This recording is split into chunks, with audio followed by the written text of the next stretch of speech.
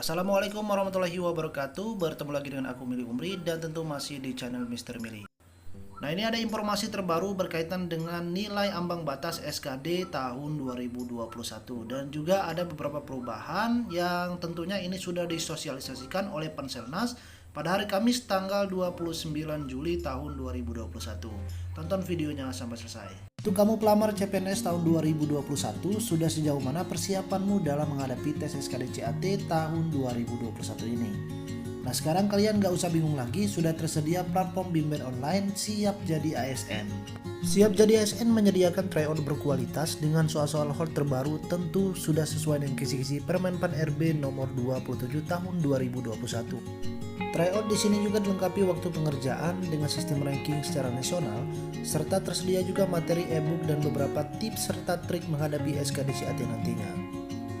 Tunggu apa lagi? Join sekarang bersama Siap Jadi ASN.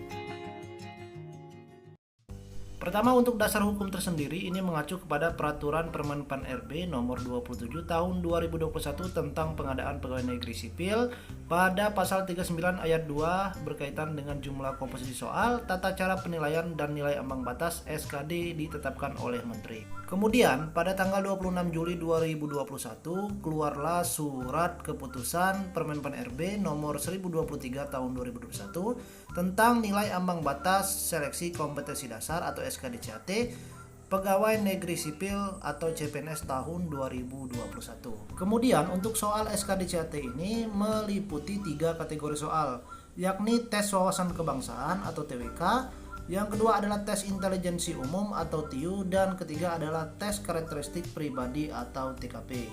Jadi tahun ini masih sama dengan tahun kemarin, masih 3 kategori soal yang akan diujikan, yakni TWK, TIU, dan juga TKP.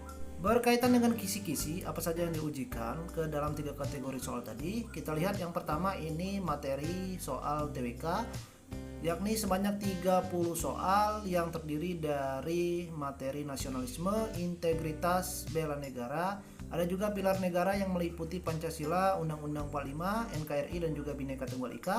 Dan terakhir ini yang mengejutkan adanya penambahan yakni bahasa Indonesia.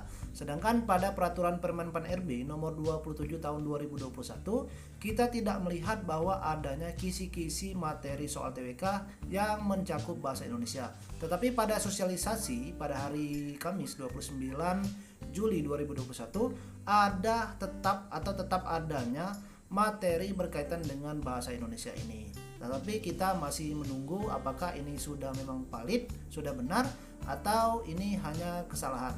Kalaupun ada, kalian memang harus menyiapkan materi ataupun belajar contoh soal terkait dengan materi bahasa Indonesia ini. Selanjutnya kisi-kisi materi terkait dengan soal TIU. Ini soal TIU sebanyak 35 soal yang meliputi kemampuan verbal yang mencakup analogi, silogisme, dan juga analitis. Selanjutnya kemampuan numerik, ini berkaitan dengan hitung-hitungan, ada berhitung, deret angka, perbandingan kuantitatif, dan juga soal cerita. Yang terakhir berkaitan dengan kemampuan figural, yakni meliputi analogi, ketidaksamaan, dan juga serial. Apa yang membedakan figural dan verbal?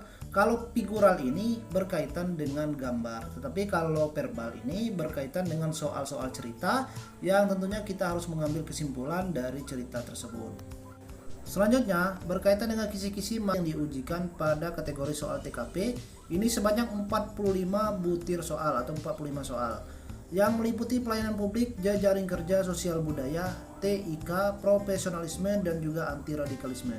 Untuk yang terakhir ini atau yang nomor 6 ini, anti radikalisme ini, tahun ini ada penambahan yakni sebanyak 10 soal. Karena tahun kemarin pada 2019, 18, dan juga 2017 pengadaan CPNS, untuk soal anti radikalisme ini tidak dimasukkan, dan jumlah soal TKP-nya pun masih 35 soal. Tetapi tahun 2021 ini ada penambahan 10 soal yakni tentang anti radikalisme yang dimasukkan pada kategori soal TKP, dan jumlah soalnya yakni sebanyak 45 soal.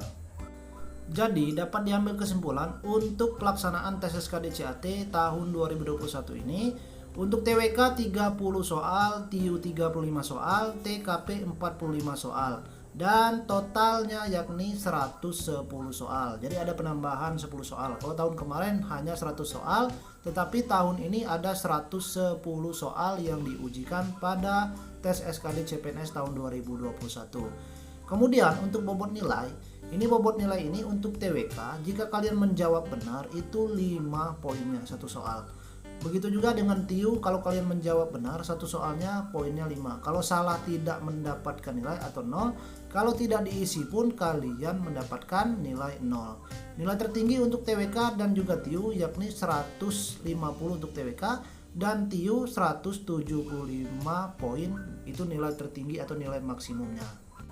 Nah, berbeda dengan soal TKP, untuk TKP ini yakni sebanyak 45 soal dan bobot nilainya atau penilaiannya ini setiap jawaban dari soal tersebut mendapatkan poin atau mendapatkan nilai.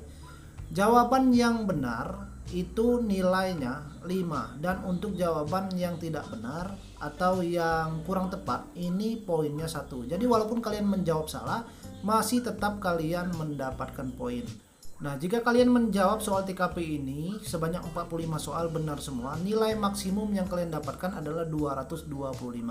Dan total nilai yang kalian dapatkan jika kalian menjawab 110 soal ini dengan benar, nilai tertinggi yang akan kalian dapatkan adalah 550 poin. Jadi mulai dari sekarang kalian harus banyak belajar, harus tekun dan giat mempersiapkan semuanya, karena pada proses tes SKD CAT ini banyak sekali para pelamar CPNS yang gugur pada tahapan ini.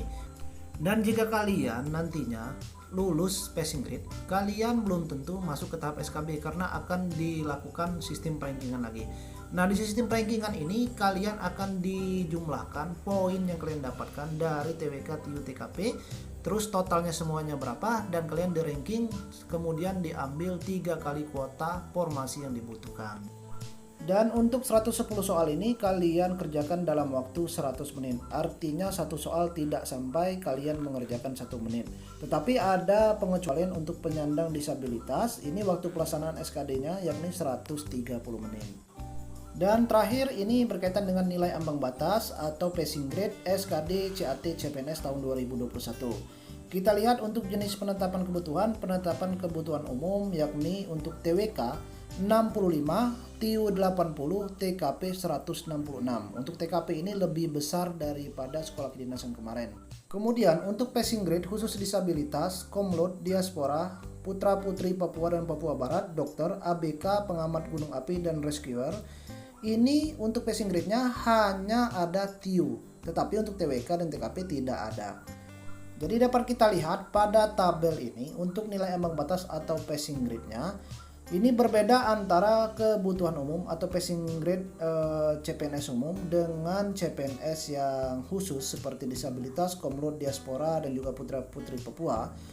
Untuk yang khusus ini hanya nilai ambang batas TIU saja yang dihitung, tetapi TWK dan juga TKP tidak.